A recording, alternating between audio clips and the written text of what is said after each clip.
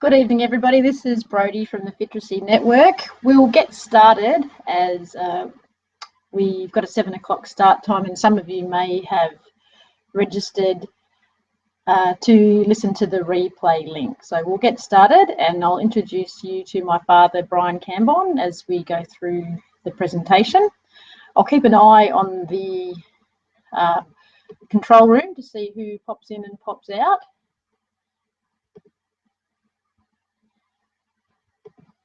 And we'll get started from there. So in the left side of, or the right side of the webinar room, you'll see a chat box that you can post questions into.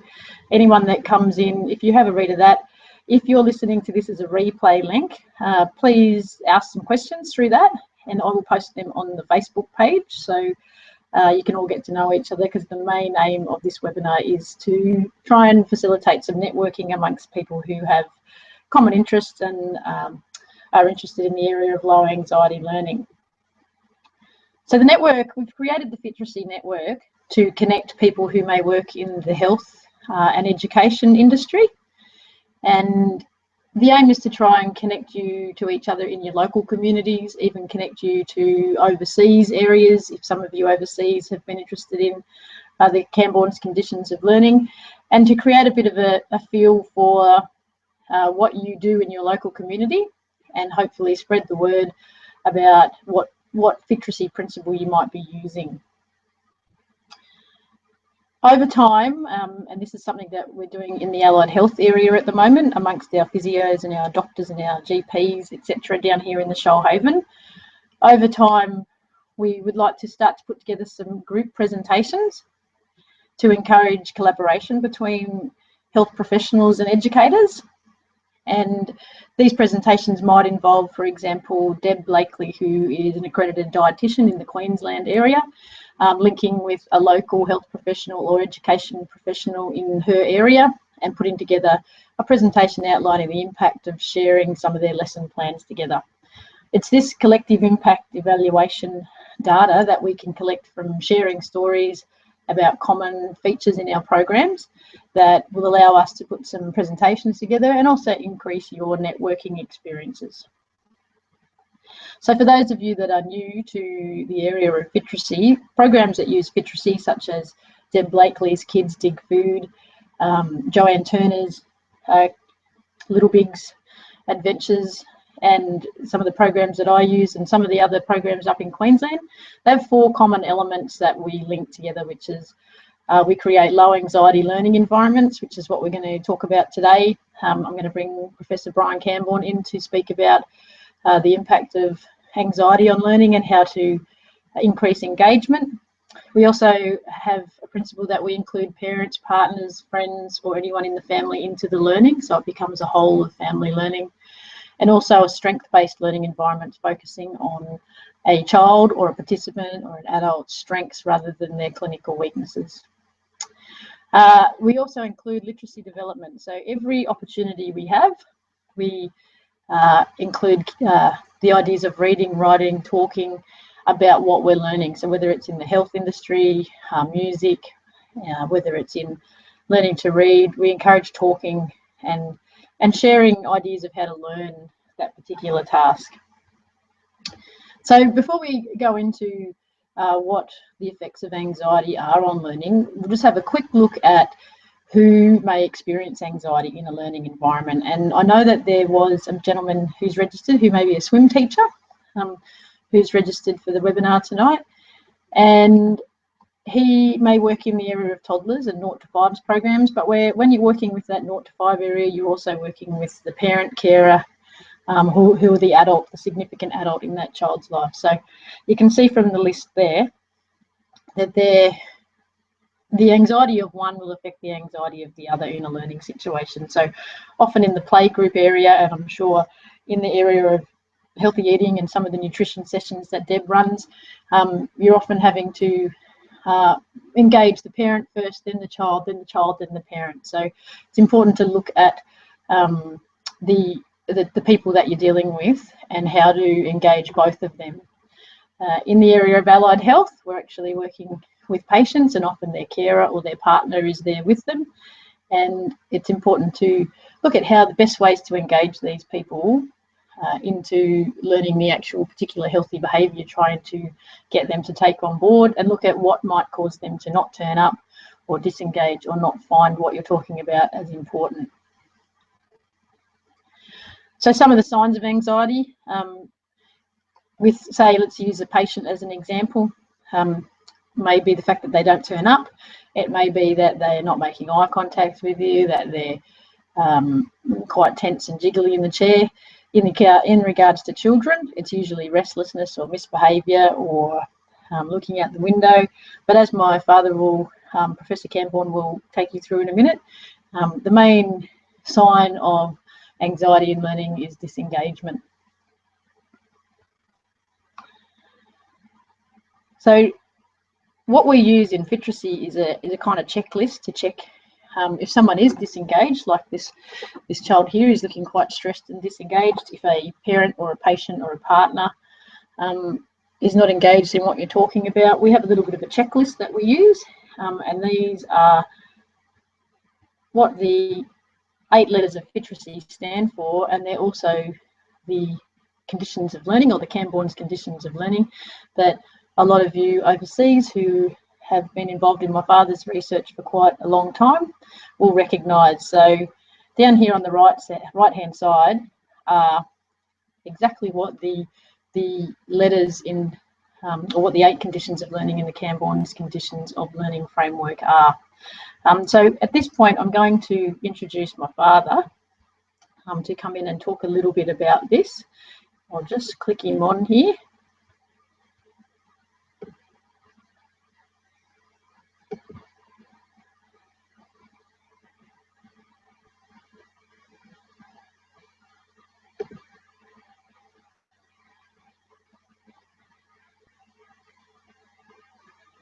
So I'm just inviting Professor Brian Cambourne to come in and as a speaker. So here he is now. So we can see you there, Brian. Are you ready to talk? I'm ready to talk, and the screen has become a lot clearer. It was very fuzzy until you joined me in. Okay, so that might be what some of the others are seeing as well. So so I'll just get you to start, Dad. So I'll put your first slide up. All right. Well, so let me first of all say that I'm honoured to be part of this process. I'm very impressed with what my daughter's done with the conditions of learning and the 4 principles of Fiteracy, even though she's worded them a little differently from the way really holistic educators would word them. They mean the same thing. You need to be able to engage with all of the stakeholders in a child's learning or anybody's learning, and you need to be able to bond with them in order to get them to engage. So let me tell you my take on the effects of anxiety on classroom learning. And this first slide I've got up is, if you like, an infographic, which is a new term meaning a graphic way of presenting something that's very complex. It's an infographic of the learning theory that I've developed over the last 50 years of observing kids learning both inside and out of school. And if you look at it, it looks a little like a spider web, which is deliberate because everything is connected in a huge web of interactive connections, and anything that you do to one of these conditions will impact on the others and impact on the whole. But if you look right in the middle of the web, the key condition is engagement, and I've written there engagement at the core. And then around the next outer layer are the conditions of learning that I've identified. Now, I'm not going to give you a lecture on all of them tonight, but I'm going to ask you to go to where it's about 5 o'clock, and I'm going to talk about the relationship between engagement and demonstration. We'll deal with the others at another time in other lectures, but for purposes of this seminar, they're the 2 I'm going to focus on. I'm going to try to elaborate for you what the relationship is between these 2 conditions in terms of learning. Okay, next slide. So I'm going to begin by giving you 5 basic facts about demonstration and engagement. First of all, 3 facts about demonstrations. My research shows that all learning which results in growth of knowledge or growth of skill begins with a demonstration of some kind. These demonstrations aren't planned, nobody plans them. About 99.99% of them just occur in the ebb and flow of everyday learning, everyday living. They're almost incidental. There are thousands of things that you are exposed to between getting up in the morning and, say, driving to work. But you don't engage with them all, so they're only potential demonstrations. They only become demonstrations after you engage with them. So all human learning begins with a demonstration or a model of some kind. And demonstrations can either be actions or objects which humans are exposed to. So the sight of a chair is a demonstration of what a chair is. If somebody's sitting on a chair, is a demonstration of what a chair can be used for. Someone standing on a chair to open a window or fix a blind is an example of what else you can use a chair for. So demonstrations are really very multi-layered, and that'll become clearer as we move ahead. Now, 2 facts about engagement. We can only learn from demonstrations if we engage with them. And sometimes we engage with them and sometimes we don't. In fact, we are designed by nature to only engage with demonstrations that we need to make sense of.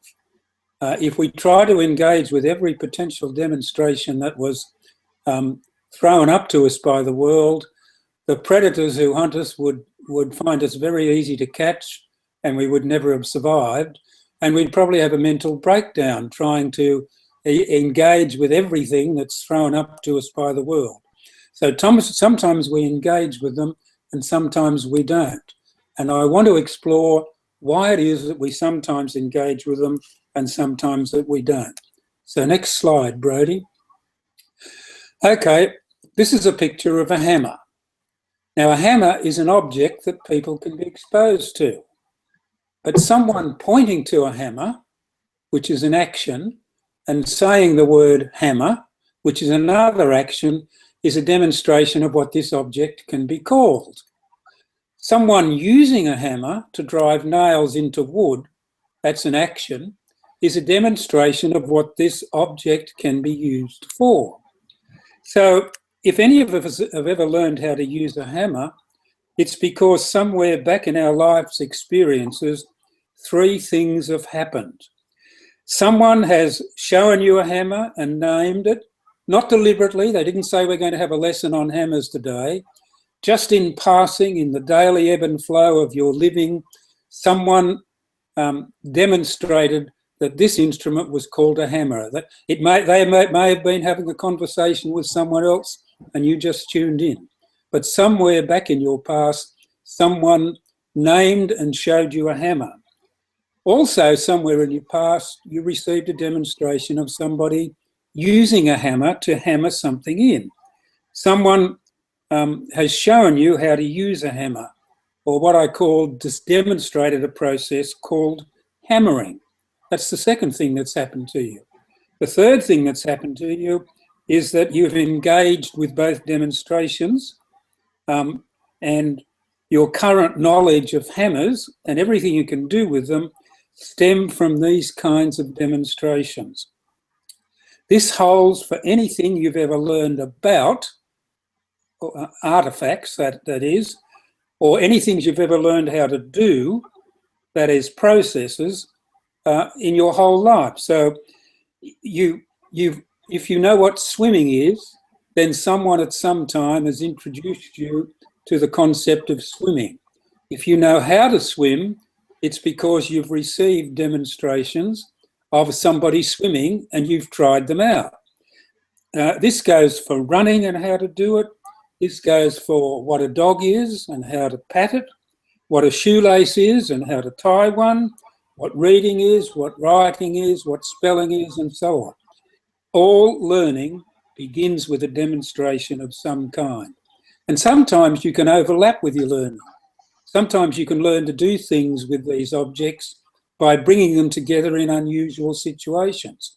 So if you've got an itchy back and the only thing you've got access to is a hammer, you can use the handle of a hammer to reach up your back and give yourself a scratch. And that's another demonstration for somebody else of how you can scratch your back using a hammer. All right, the next slide. Let me now talk a little bit about engagement. What's important to realise is that both the conditions demonstration and engagement are necessary for any learning to occur. You won't ever learn to tie shoelaces or do arithmetic or read or write or talk or use a hammer or swim unless you are exposed to lots of demonstrations of what these things are and how they're done. And sometimes these can be planned demonstrations, which is what most teachers really need to do. But often they're just incidental demonstrations that crop up in the ebb and flow of everyday learning. Now, theoretically, you could be exposed to the most explicit and carefully planned demonstrations of tying a shoelace or swimming or riding a bike or long distance spitting or whatever it is. But if you don't engage with this demonstration or these demonstrations, then you're not going to learn anything. The demonstration will just wash over you and nothing will stick. The best analogy I can give you is a bindi eye or a burr. You know what a bindi eye or a burr is? You know, when you walk across a paddock and you've got woolen socks on, and when you get to the other side, you've got all these little bindis stuck in your socks or stuck in your dress or stuck in your trousers. Imagine that your head is a little bit like a bindi eye with little learning hooks on it. But you can control these learning hooks. Sometimes they're out, but most of the time they're in. And it's when they're out, that's when you engage with the demonstration. If you don't have them out, then you're not going to engage with the demonstration. I learnt this many years ago when I noticed kids in classrooms who were being taught by me. They were getting the same demonstrations of reading and writing and arithmetic, and I gave each day to all of them. And some of them learned them very well, and some of them I couldn't even teach the simplest of things to. At first I thought it was because they're not very intelligent, but I did discover very quickly that they could learn very complex things outside of school, so I had to look elsewhere for a reason for why they weren't engaging.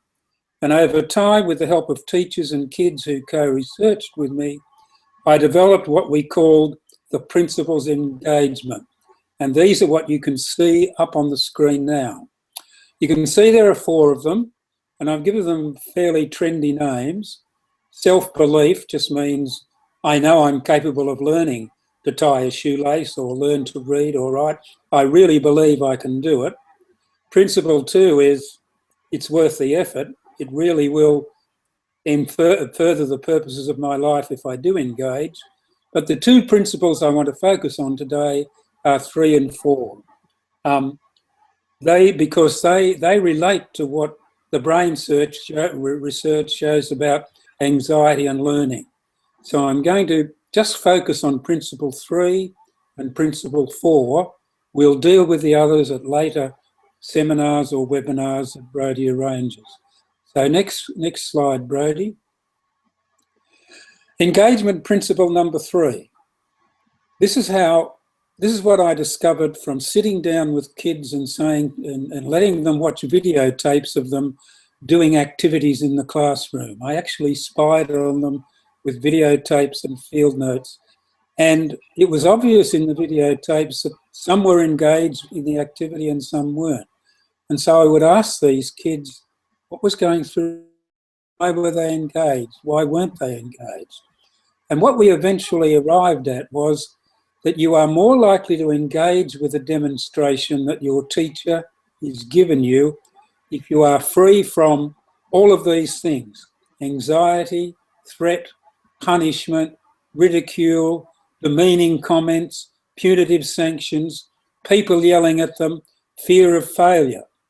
And that really conflicted with the common belief at the time that a good classroom was a classroom where everybody was quiet and everybody obeyed the teacher, and the teacher was usually cranky and yelled at the kids a lot and demeaned them and punished them if they didn't get it.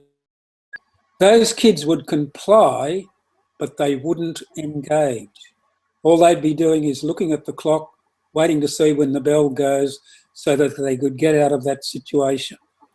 So one of the things I teach my teachers to do is that you really have to create a learning environment where kids feel safe to be wrong, where they feel safe to have a go, where they feel safe to make a mistake. And if they're fearful of making a mistake, either because of the culture that you've set up or because they come from a context, a family, where mistakes are considered bad things, then they're not going to engage. Somehow or other, you have to be able to create a learning setting where they are absolutely free from all of those kinds of emotional conditions: anxiety, threat, punishment, ridicule, demeaning comments, punitive sanctions, people yelling at them, fear of failure, and so on. We've all experienced those emotions. So what I'd like you to do now, I'm going to give you a couple of minutes to do it, is in the chat section, have a look at what's in the blue box and just jot down a couple of sentences that answers that comment. What does engagement principle 3 mean for you, or the way that you use language when teaching and managing your students and clients? What's a couple of dot points that you can see applying to your particular context to do with anxiety and learning and principle number 3 of engagement?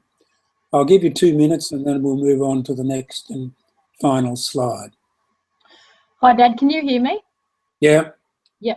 So I've just got a few messages from a couple of people who they've registered to get the replay. Right. So they're not actually in the chat room. So yeah, you can move on to the next slide, and I'll get everybody who's registered to send through their answers to that question. Oh, okay. And I'll post their answers on both the public Facebook pages and also the closed Facebook page, so they can benefit from Uda networking, from answering those questions. So all the people listening to the replay, if you have a look at that blue box and you send me an email with your answer to that question, I will put that question and your answer on the public pages, so people become aware of who you are and what your program is. So we'll move to the next slide, Dad. Okay. All right. Principle number 4.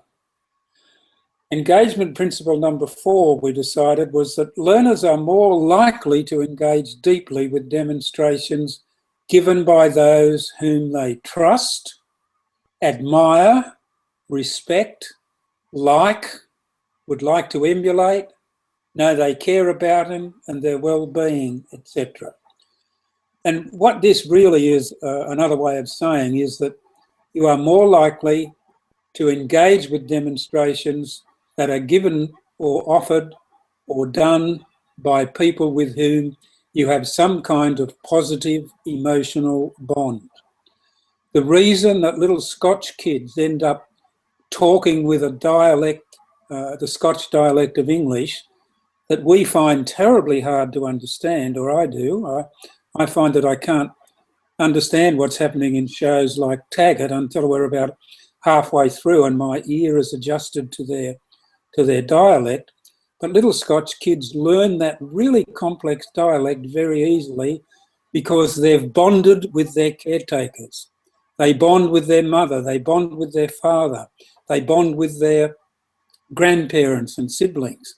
And it's if they're saying, I really like how you react to me, I know you care for me, I know you want the best for me, and so I'm going to do my best to be exactly like you. It's a kind of hero worship, if you like. You have to establish that bond, and if you can do that, if you're successful, you can be reasonably assured that your class or your client or your children or your students, they are more likely to engage with the demonstrations you provide for them than people to whom they can't make that kind of bond. And it doesn't mean you have to be all twee and lovey-dovey with them. It just means you have to be open and honest and authentic. Sometimes the term authentic is used. And you have to authentically behave around them and use language around them that very definitely conveys the message, I care about you, I'm very interested in your ability, I'm interested in you as a person, I believe you can learn whatever it is you want to learn. And that's part of the art of really being an effective teacher.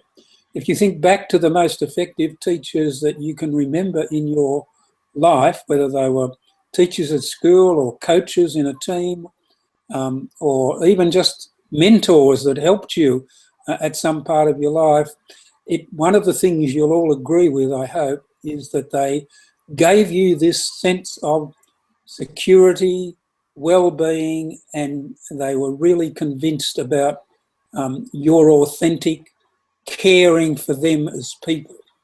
And it showed in everything that every way that you responded to them and around them. So there's a little activity for you to do there.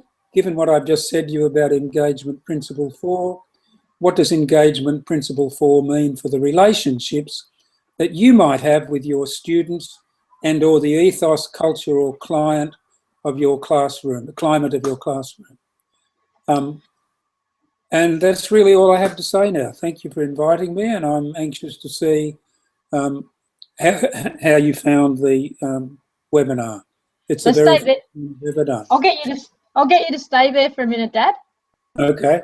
Yep, because we don't have people in the group discussion, I thought I might just quickly finish off with a little discussion between you and I about a kid that came up to me this morning even, and I was thinking exactly about this webinar when he came up to me. So I was setting up a class for some adults in a small country town, and this young boy's ridden up on his push bike, obviously not at school for the day. So, and he was quite an older looking 12-year-old boy. And I said to him, "Why aren't you at school today?" And he said, "I get in trouble for going to school." And I said, "Who do you get in trouble off?" And he said, "I like science." So he changed the topic. And I said, "What do you like about science?" And he said, "I don't get in trouble in science, but I had no science on today." I said, "What do you mean you get in trouble at school for?" And he said, "I get in trouble for spelling things wrong." So that's a classic example of disengagement. He's so scared to go to school because he gets in trouble for spelling wrong. And he goes to high school next year. So I said to him, "What sort of things do you have to do if you get in trouble for spelling?" And he said, "I have to write the word 150 times in my lunch break." So punitive sanctions, So he's not going to engage at all. Beg your pardon? That's what I call punitive sanction. And he's not going to engage at all. He's going to be he'll avoid going to anything that involves spelling or doing anything that involves spelling, like writing. He probably hates writing as well. I had a similar. I thought I might leave I'll leave the group with that conversation and think that. I've got another little story that fits in with that might help. Many years ago, when I was working in a kindergarten classroom, I had a teacher who understood this very well, and she was encouraging kids to write and to approximate conventional spellings, telling the kids that it was more important to compose rather than get the spelling right, and they would get the spelling right later after they got the story written down. And we found that a lot of the Southeast Asian kids wouldn't do that because they came from a culture where making mistakes was to be avoided. And so they refused to engage with demonstrations of what we call temporary spelling. They refused to write anything unless they knew they had it exactly right. And it took that teacher a long time to convince them that the way that they learned to talk was that they engaged in baby talk, and they didn't talk like babies for the rest of their life. So this is the kind of baby spelling, and they won't spell like babies for the rest of their life. It really took us 6 months to get them to overcome that initial conditioning. Yeah, well, I thought I might leave everybody with another question they could answer for us, because Okay. this little boy then asked if he could come and help me set up the class, and I said, in the school holidays, you can come and help me set up because I want you to go to school on a Wednesday, and he can come and help me set up, and I can help him with his spelling and his reading and his engagement through being a helper. He was a real helper, but you could tell he was a little kid that's been, he's just been lost in the school system, and high school is going to be really hard for him. So, and the other thing was when you mentioned about baby talk and, you know, taking small steps to learn temporary spelling.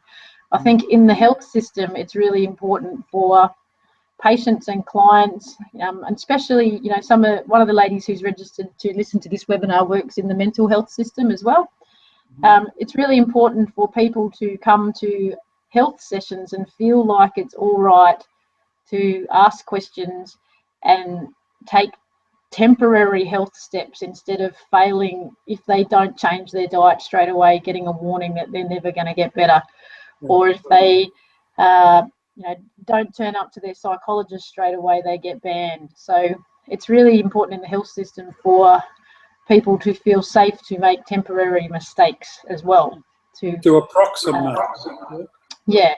So the next webinar that we'll be running will be about creating and sharing strategies to reduce anxiety.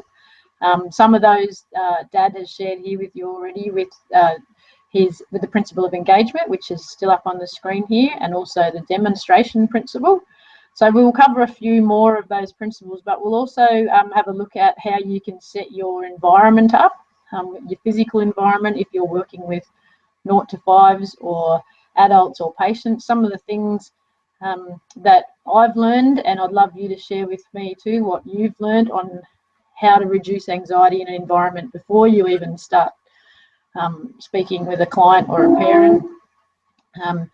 So yeah, please feel free to jump on board. That one is in November. So I'll be sending that link out to everybody.